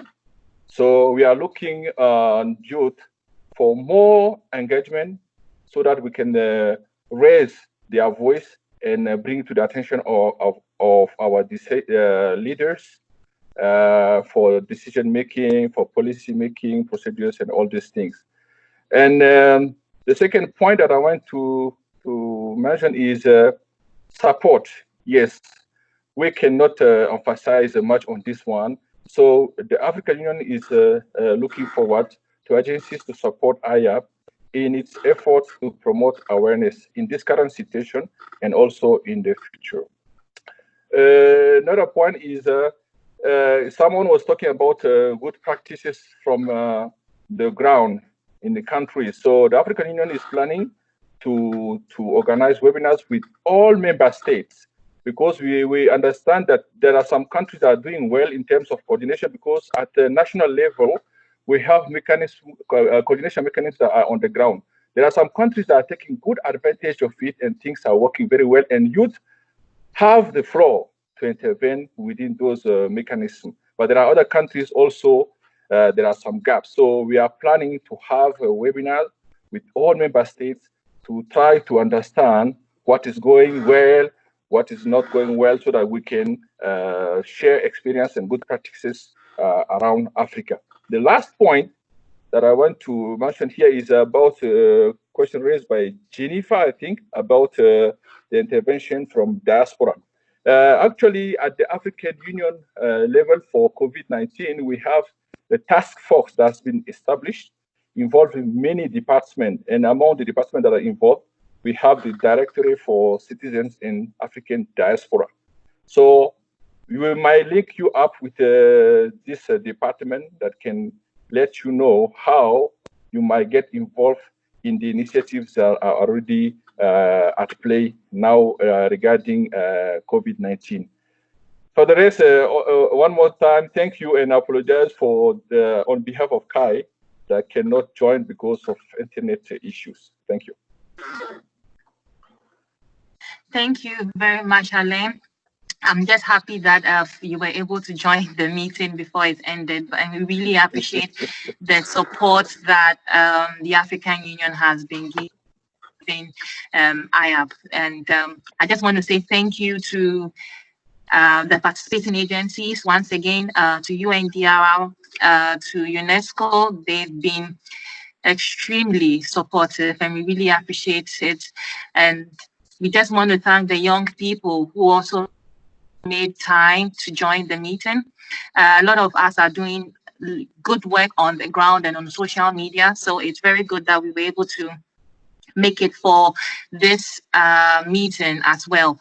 And we would hopefully we'll get the recording of this webinar very soon, and then we can dissect the very constructive elements that were made so that we can begin plans to make the actions come alive. And we would reach out to everybody who was on the mailing list, and then we see how best we can move forward. But thank you very much to everybody who was able to join, and we really appreciate your contributions. Thank you. Thank you very much. Sandra, can we see your face? Because I'm wondering who is Sandra. Unfortunately, my camera is not working. My laptop camera isn't. Maybe I can perhaps join by phone. Just, okay, anyway, thank you very much. It's just I wanted to see who this brilliant young lady is. Oh, it's teamwork. It's teamwork. It's for sharing the session. Yes, but you just reminded me. I just want to say thank you to Sumaya and Adama, who tried their best to interpret in French at the message section. I really appreciate their effort. It included more people in the conversation. And we have an adage in my local language that says that there's no good leader or bad leader, they're just good advisors. So I really thank the people on my team for making this happen. So thank you, Miss Ndong-Jatta. I really appreciate you drawing my attention to it, but thank you. Sandra. Yes. Sorry, man. I just wanted to squeeze in the last question. This is in regards to the African Union, because it seems to me there's a bit of a fragmentation. Aya, our AU envoy, most recently was conducting a lot of online calls. She also had some calls with people from my country. And I'm trying to figure out where is the connection between what the AU office is doing and what was discussed in those calls. Where is that information going to?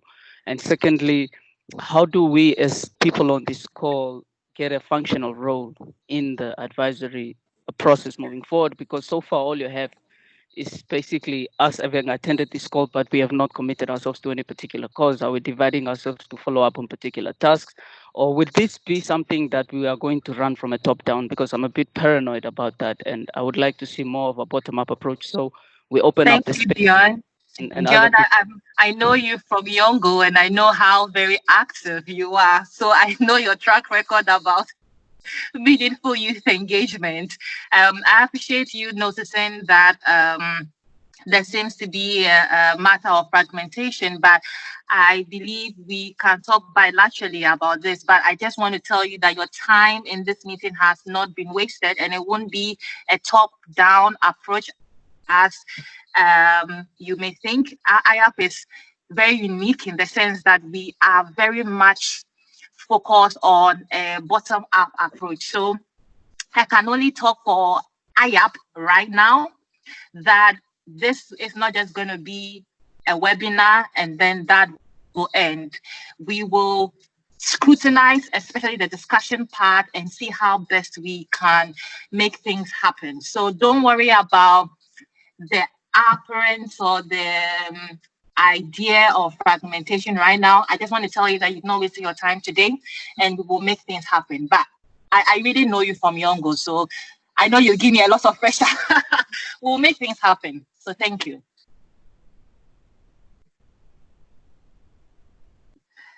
Okay, so in the absence of any further questions or contributions, we will call it a meeting. And thank you so much for your time. It's been 2 hours, 21 minutes.